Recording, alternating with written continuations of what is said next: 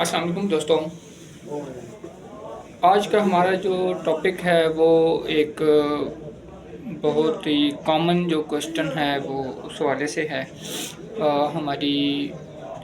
جو پروسیڈنگز چل رہی ہوتی ہیں execution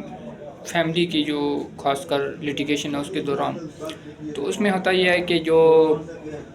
special power of attorney جس کو دیا جاتا ہے، یعنی کہ جو اسپیشل اٹارنی ہوتا ہے during the proceedings during the litigation of family suits, اس کے اگینسٹ جو ہے وہ ایگزیکیوشن بھی فائل کر دی جاتی ہے، یا اس کے اگینسٹ ایون اس کو ایز اے شیورٹی جو ہے وہ ٹریٹ کیا جاتا ہے فرام دی ڈیفینڈنٹ سائڈ۔ تو اس میں ڈیفینڈنٹ اگر لیپس کرتا ہے، جو مانیٹری ڈگری پاس ہوتی ہے اس کے اگینسٹ، اس کو سیٹسفائی کرنے میں، تو اس کے الٹرنیٹ کے طور پر جو اس کا مختار خاص ہے اس کو ٹارگٹ کیا جاتا ہے فرام پلینٹف سائڈ، اور اس سے مانیٹری ڈگری جو ہے وہ ریسیو کرنے کے لیے ایفرٹس کی جاتی ہیں۔ تو اس میں آنریبل لاہور ہائی کورٹ کی جو ججمنٹ ہے، یہ ابھی بہت لیٹسٹ ججمنٹ آ گئی ہے، جس کے مطابق جو سائٹیشن ہے وہ ہے 2025 CLC پیج ہے اس کا 1124، یعنی 1124 لاہور کی لاہور ہائی کورٹ کی یہ ججمنٹ ہے۔ دوبارہ میں اس کو کوٹ کر دیتا ہوں، 2025 CLC page 1124 Lahore.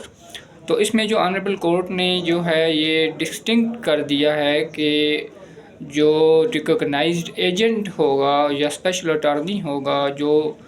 During trial of the suit جو ہے وہ اپیئر ہوگا آن بیہاف آف ڈیفینڈنٹ، اس کے اگینسٹ آپ جو ہے وہ اس طرح کی کوئی کارروائی نہیں کر سکتے، یا اس کو کوئی ایز اے شیورٹی جو ہے وہ ٹریٹ نہیں کر سکتے کہ اس کے اگینسٹ آپ نے ایگزیکیوشن فائل کر دی، اور بجائے ڈیفینڈنٹ کو یا بجائے مدعون کو ٹارگٹ کرنے کے آپ نے جو ہے اس کے ضامن کی طور پر اس کو لے لیا۔ تو اس ججمنٹ میں بڑا کلیئر کر دیا آنریبل کورٹ نے، اس کا جو آخری پیرا ہے وہ میں پڑھ بھی دیتا ہوں۔ Thus the recognized agent or special attorney is entitled to appear, file application and act for a party, but is not liable for subtraction of the degree passed against the judgment debtor, whereas a surety is governed under Section 128 of Contract Act 1872 and is enforceable for performance of any degree or any part thereof under Section 145 CPC. Though CPC does not strictly apply in family matters, but its principles are applicable. Special attorney will only appear on behalf of a person and will not be liable as a surety unless he executes surety bond on behalf of a judgment debtor for subtraction of degree. Writ petition was allowed by High Court and impugned orders were set aside, being without lawful authority and of no legal effects.